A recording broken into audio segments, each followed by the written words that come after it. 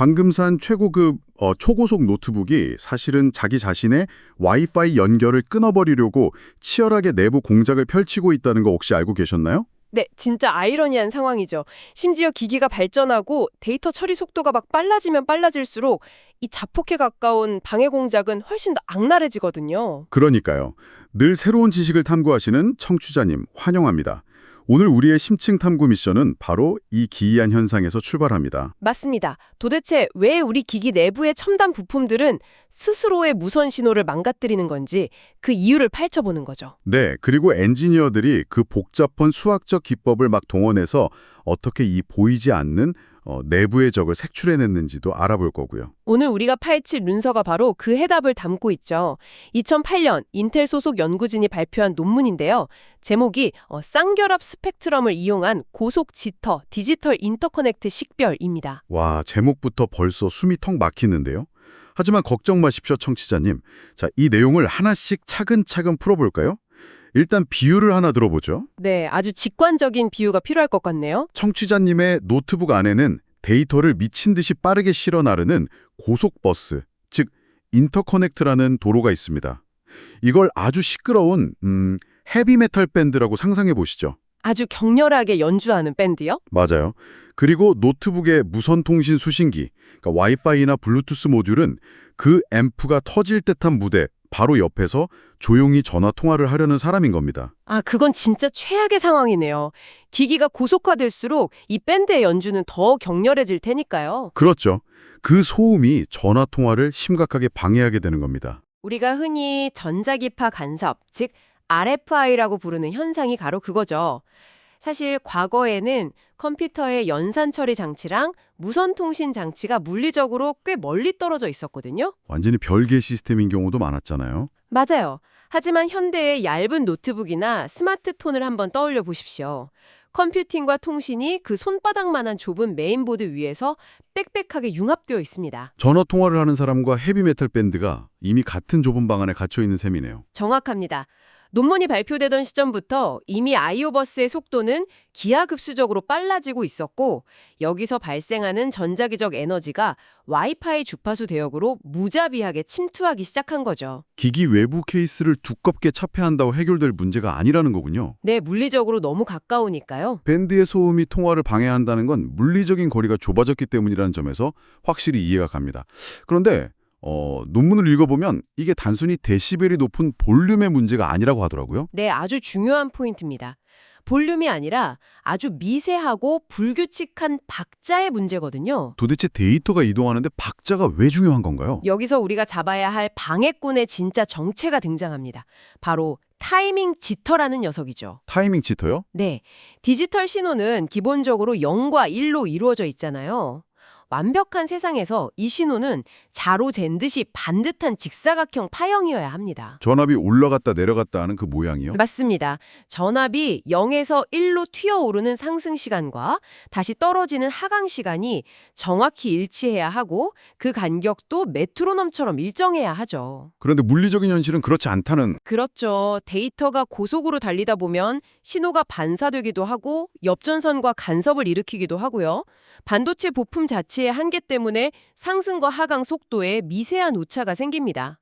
아, 완벽해야 할 그 0과 1의 타이밍이 미세하게 앞뒤로 흔들리는 현상. 그게 바로 타이밍 지터군요. 네, 맞습니다. 잠깐만요. 의문이 하나 생기는데요.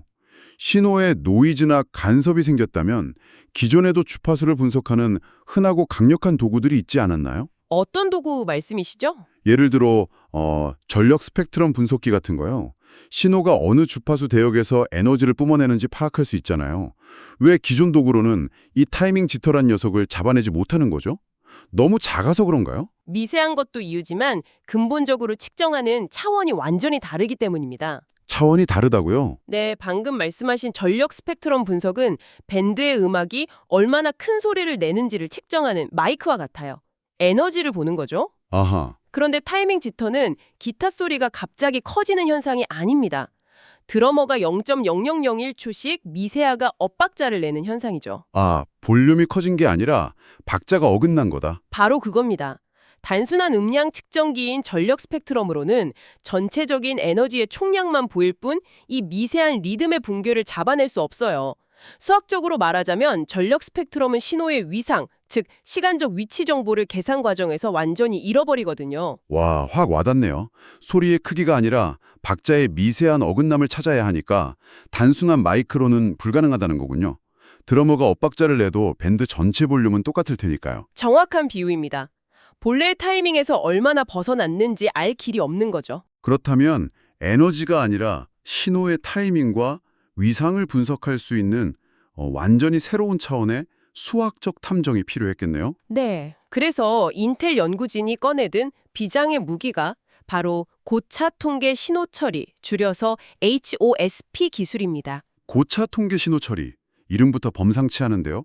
기존의 도구로 잡을 수 없는 미세한 엇박자를 잡아내는 탐정이라는 거죠. 맞습니다. 그 정밀한 수학적 탐정의 이름이 바로 논문 제목에 있는 쌍결합 스펙트럼입니다. 쌍결합 스펙트럼이요?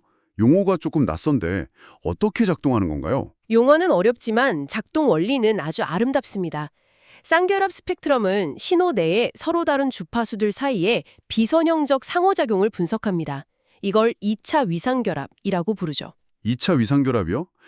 청취자분들을 위해 이 부분을 조금 더 쉽게 풀어주실 수 있을까요? 네, 연못에 돌을 던진다고 한번 상상해 보십시오. 네, 연모세요. 돌 2개를 던져서 생긴 2개의 물결, 그러니까 주파수 2개가 단순히 서로를 통과해서 지나간다면 이건 선형적인 현상입니다. 서로 아무런 영향을 주지 않죠. 그냥 물결이 겹쳤다가 스르륵 지나가는 거군요. 그렇죠. 그런데 만약 시스템에 어떤 결함이나 비선형적인 특성이 있어서 이 두 물결이 부딪혀서 반드시 특정한 세 번째 물결을 만들어낸다면 어떨까요? 아, 1번 물결이랑 2번 물결이 부딪혀서 완전히 새로운 3번 물결이 튀어나오는 거네요. 맞습니다. 쌍결합 스펙트럼은 바로 이 지점을 파고듭니다.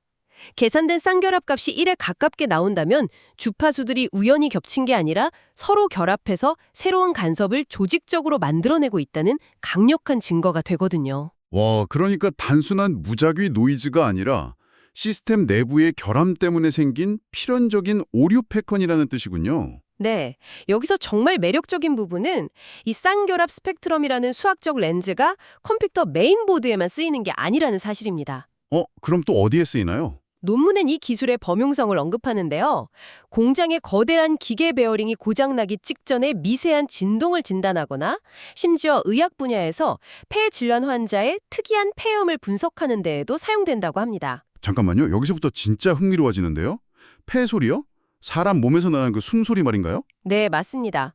숨겨진 병리적 특징을 추출하는 데 쓰이는 거죠. 와, 의사가 청진기로 환자의 폐에서 나는 미세한 쌕쌕거림을 듣고 병을 찾아내는 원리랑 엔지니어가 메인보드에서 발생하는 전자적 엇박자를 찾아내는 원리가 수학적으로는 완전히 동일하다는 거잖아요. 정확합니다.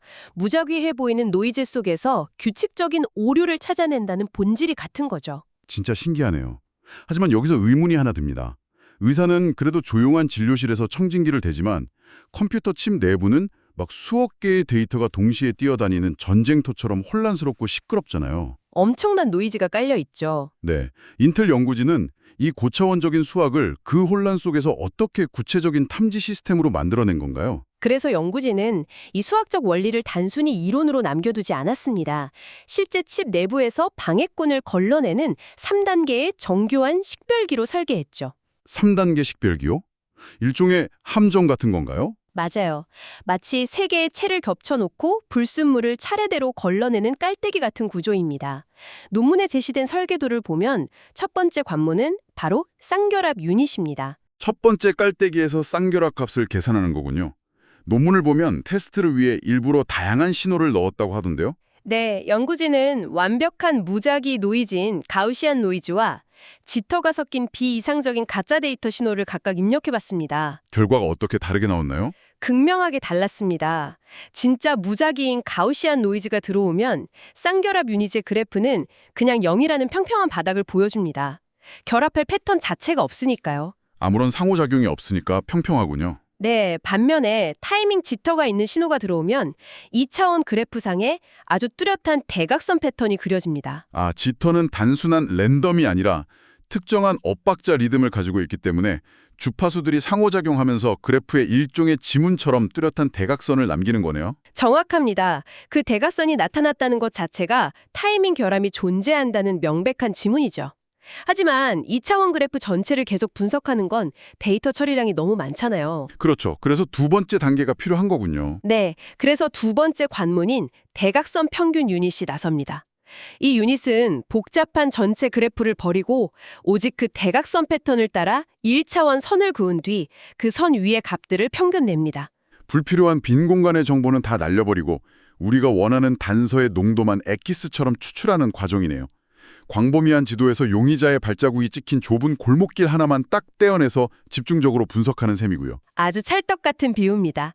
첫 번째에서 지문을 찾고 두 번째에서 범위를 확 좁혔죠. 그럼 마지막 세 번째 단계는 뭡니까? 마지막은 피크 감지 유닛입니다. 대각선에서 평균 낸 값들 중에서 특정 임계값을 넘는 가장 높은 봉우리, 즉 피크를 찾는 단계죠. 가장 높은 선봉우리를 찾는 거네요. 맞습니다. 여기서 연구진은 0헤르츠에 가까운 직류 성분은 계산에서 제외합니다. 0 근처의 값은 그냥 기본적인 전력 베이스라인일 뿐 우리가 찾는 엇박자의 리듬 정보와는 무관하거든요. 그렇다면 그 피크, 즉 가장 높은 봉우리를 찾았다는 그 어떤 의미를 가지는 거죠? 논문을 보면 이 피크 주파수를 통해 범인의 정체뿐만 아니라 그 범인이 달리고 있는 데이터 속도까지 추정이 된다고 하던데요. 네, 이 식별 시스템의 핵심입니다. 왜 봉우리의 위치가 데이터의 속도가 되는 건가요? 그 인과관계가 되게 궁금하거든요. 아주 예리한 질문입니다. 지터라는 것은 결국 데이터가 0과 1로 바뀌는 그 찰나의 순간마다 규칙적으로 누적되는 오류잖아요. 그렇죠. 즉, 에러가 발생하는 주기가 원본 데이터가 전송되는 속도와 완벽하게 톱니바퀴처럼 맞물려 있다는 뜻입니다. 쌍결합 분석을 통해 찾아낸 가장 강력한 상호작용의 지점, 그 키크 주파수는 바로 이 오류가 가장 지배적으로 반복되는 기본 사이클에 의미하는 거고요. 아하, 오류의 리듬을 알아냈으니 그 리듬을 만들어내는 원본 데이터의 전송 속도를 수학적으로 역산해낼 수 있다는 거군요. 오류의 맥박을 짚어서 심장에 뛰는 속도를 알아내는 거네요. 바로 그겁니다. 이는 아주 중요한 질문을 제기하는데요. 사실 과거에도 신호의 속도를 추정하는 기술들이 있었거든요. 순간 위상 검출기나 지연 곱셈 검출기 같은 것들이요. 네, 맞아요. 그런데 굳이 인텔 연구진이 이렇게 복잡한 3단계 시스템을 새로 만든 이유가 뭔가요? 기존 기술들은 결정적인 치명타에 너무 약했습니다. 바로 노이즈죠. 실험실처럼 깨끗한 환경에서는 잘 작동하지만 실제 기기 내부처럼 노이즈가 많거나 예측 불가능하게 섞여 들어오면 완전히 오작동을 일으켰습니다. 진짜 신호 리듬이랑 가짜 노이즈를 구분을 못했군요. 맞습니다. 반면 연구진이 제안한 이 3단계 함정은 아무리 주변이 지저분하고 혼탁해도 오직 비선형적으로 결합된 진짜 지터의 리듬만을 바늘처럼 고스란히 뽑아낼 수 있습니다. 쌍결합으로 지문을 찾고 대각선으로 범위를 좁히고 피크 감지로 속도를 알아낸다. 진짜 완벽한 깔때기 구조네요. 하지만 설계도가 아무리 아름다워도 현실의 진흙탕 속에서 굴려보지 않으면 그 가치를 알 수 없잖아요. 당연하죠. 증명이 필요합니다. 과연 이 시스템이 우리가 매일 쓰는 컴퓨터 속에서도 통했을까요? 실제 실험 결과로 넘어가 보죠. 네, 연구진은 모바일 기기에서 널리 쓰이는 고속버스인 PCI 익스프레스, 즉 PCI 2신호를 도마 위에 올렸습니다. 청취자님의 노트북 안에서도 쓰이는 아주 대중적인 규격이죠. 네, 그래픽카드나 초고속 SSD 꽂을 때 쓰는 그거잖아요. 맞습니다. 이 PCI 2신호야말로 전송선을 따라 달리면서 필연적으로 지터가 발생할 수밖에 없는 테스트하기에 아주 완벽한 타겟입니다. 연구진은 초당 20억 번을 샘플링하는 20GHz 샘플러를 이용해서 실제 PCI 신호를 쪼개서 관찰했습니다. 원래 속도는 얼마였는데요? 실제 데이터 속도는 초당 5.25 기가 샘플, 즉 5.25 GSPS였습니다. 5.25 GSPS로 달리는 걸 20GHz로 측정했다. 엄청난 해상도로 맥박을 짚은 거네요. 식별기를 통과시킨 결과는 어땠습니까? 정말 속도를 잡아냈나요? 3단계 식별기를 모두 거친 후 피크 감지 유닛이 찾아낸 정교화된 피크 주파수 값은 0.2617이었습니다. 0.2677이요. 네, 정교화된 값이니까 실제 속도를 구하려면 여기에 샘플링 주파수인 20GHz를 곱해주면 됩니다. 그럼 머릿속으로 간단히 계산해 보죠. 20에 0.2617을 곱하면 대략 5.234가 나오네요. 맞습니다. 5.234GHz라는 결과값이 도출된 거죠. 잠깐만요. 원래 PCI의 실제 데이터 속도가 5.25 GSP, SPS였다고 하셨잖아요. 와, 놀랍습니다. 5.25와 5.234, 오차가 거의 없이 실제 속도를 정확하게 집어냈네요. 수학적 탐정이 범인의 달리기 속도를 완벽하게 알아맞힌 거 아닙니까? 그렇죠. 논문에서는 이 미세한 오차조차도 계산상의 한계일 뿐 사실상 심볼 속도를 거의 완벽하게 추정해낸 것이라고 설명합니다.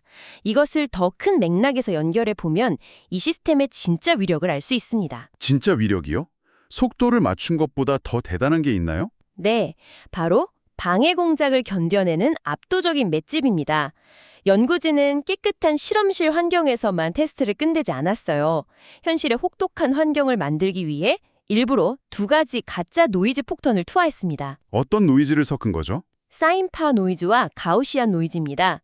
사인파 노이즈는 기기 내부의 다른 부품에서 뿜어져 나오는 강한 전자파 간섭, 즉 일정한 알람 소리 같은 걸 모사한 거고요. 가우시안 노이즈는 공간에 깔려있는 백색 소음 같은 거죠. 아, 진짜 노트북 안에서 일어날 법한 최악의 상황을 만든 거군요. 맞습니다. 연구진은 마이너스 40dB 이상의 아주 강력한 사인파 노이즈와 25dB 이상의 가우시안 노이즈를 동시에 쏟아부었습니다. 일반적인 검출기라면 이 폭풍 속에서 완전히 길을 잃었을 겁니다. 그런데 우리의 3단계 식별기는 달랐나요? 네, 임계값을 0.5로 설정했을 때 이 모든 가짜 소음들을 완전히 무시하고 오직 범인, 즉 지터가 섞인 PCI의 신호만을 거뜬히 식별해냈습니다. 와, 주변에서 다른 부품들이 커다란 사이렌을 막 울려대고 뒤에서는 백색 소음이 지직지거리는 난장판 속에서도 눈 하나 깜짝 안 하고 자기가 찾아야 할 그 미세한 엇박자의 리듬만 쏙 골라냈다는 거네요. 이게 바로 고차 통계 신호 처리가 가진 진정한 힘이죠. 대단합니다. 자, 그렇다면 이 시점에서 청취자님은 이런 질문을 던지실 수 있습니다. 그래서 이 복잡한 고차 통계와 노이즈 주파수 이야기가 내 삶과 대체 무슨 상관이 있는가? 아주 현실적인 질문이죠. 다시 처음 우리가 이야기했던 조용한 카페로 돌아가 보죠. 청취자님의 노트북 안에서는 여전히 데이터를 전송하는 시끄러운 밴드가 연주 중이고 와이파이 수신기는 그 옆에서 통화를 하려고 애쓰고 있습니다. 예전 같았으면 그냥 통화 품질이 떨어지는 걸 감수해야 했죠. 맞아요. 하지만 인텔 연구진이 증명해낸 이 쌍결합 스펙트럼 기술 덕분에 수신기는 이제 어떤 밴드가 어떤 박자로 방해를 하고 있는지 그 오류의 리듬을 정확히 파악할 수 있게 되었습니다. 적의 정체와 속도를 알았으니 이제 기기는 그 특정 엇박자 소음만 역으로 상쇄시키는 똑똑한 필터를 실시간으로 켤 수 있게 된 거죠. 완벽한 해결책이네요. 결국 이 보이지 않는 수학적 방패가 백그라운드에서 수백억 번의 연산을 수행해준 덕분에 청취자님은 카페에서 끊김없이 매끄럽게 넷플릭스를 보고 고화질 영상을 스트리밍할 수 있는 겁니다. 우리가 당연하게 누리는 무선 인터넷의 편리함 이면에 얼마나 치열하고 정교한 수학적 투쟁이 숨어 있는지 완벽하게 정리해 주셨습니다. 오늘 여정을 한번 되짚어보죠. 네, 오늘 우리는 기기 내부의 고속 데이터 전송선이 어떻게 타이밍 지터라는 미세한 엇박자를 만들어내서 무선 통신을 방해하는지 확인했습니다. 단순한 볼륨 측정기인 전력 스펙트럼으로는 못 잡는다는 것도 배웠고요. 그렇죠. 그래서 위상의 상호작용을 분석하는 쌍결합 스펙트럼이라는 강력한 수학적 도구를 활용했죠. 쌍결합 연산, 대각선 평균 추출, 그리고 피크 감지로 이어지는 3단계 깔때기를 통해 극찬의 노이즈 환경 속에서도 실제 데이터 속도를 소름 돋게 찾아내는 과정을 살펴봤습니다. 정말 공학적 집념의 결정체입니다. 오늘 탐구를 통해 수학이 단순히 교과서에 갇힌 따분한 공식이 아니라 우리 일상의 가장 답답한 문제들을 해결해주는 투시 안경 같다는 생각이 드네요. 동감합니다. 마지막으로 논문에는 명시되지 않았지만 오늘 배운 이 놀라운 원리를 바탕으로 청취자님께 철학적이고 확장된 질문을 하나 던지며 마무리하고 싶습니다. 어떤 질문이죠? 오늘 우리는 쌍결합 스펙트럼이라는 도구가 컴퓨터 칩의 미세한 전자적 오류부터 인간의 뱃속 숨소리까지 겉보기엔 완전히 무작위해 보이는 소음 속에서 숨겨진 상호작용과 리듬을 기어코 찾아낸다는 것을 알게 되었습니다. 네, 정말 다양한 곳에 적용될 수 있죠. 그렇다면 청취자님의 일상을 둘러싼 다른 복잡한 현상들은 어떨까요? 예를 들어 매일 아침 저녁으로 알 수 없는 이유로 꽉 막히는 출퇴근 도로의 혼란스러운 교통 흐름이나 아, 교통체증이요. 네, 혹은 무작위로 요동치는 것처럼 보이는 복잡한 주식시장의 그래프, 아니면 지금 이 이야기를 흥미롭게 듣고 계신 청취자님의 뇌파 속에도 만약 완벽한 수학적 필터와 해상도 높은 렌즈만 들이댈 수 있다면 해석해낼 수 있는 보이지 않는 숨겨진 리듬과 2차 위상결합이 존재하지 않을까요? 와, 생각해보면 정말 그러네요. 우리가 일상에서 그저 예측 불가능한 노이즈라고 치부하며 짜증을 내거나 지나쳤던 수많은 무작위성 이면에 사실은 우리가 아직 해독하지 못한 거대한 시스템의 필연적인 리듬이 숨어 있을지도 모릅니다. 그러니까요. 지터라는 미세한 엇박자의 패턴을 잡아낸 엔지니어들처럼 세상을 바라보는 해상도를 한 차원만 높여도 완전히 다른 진실의 대각선이 보일 수 있다는 뜻이겠죠. 바로 그겁니다. 오늘 당신의 곁에서 조용히 작동하고 있는 기기, 그 매끄러운 연결의 배후에는 혼돈 속에서 질서를 찾아내려는 치열한 수학의 세계가 있습니다. 수학이 세상을 연결하고 있는 셈이죠. 이 심층 탐구는 언제나 청취자님의 끝없는 호기심과 함께합니다. 오늘 하루 당신을 둘러싼 무의미해 보이는 소음 속에 숨겨진 당신만의 리듬을 한 번쯤 상상해 보시는 건 어떨까요? 저희는 다음 시간에도 더욱 새롭고 한꺼풀 더 깊이 파고드는 내용으로 찾아오겠습니다. 함께해 주셔서 감사합니다.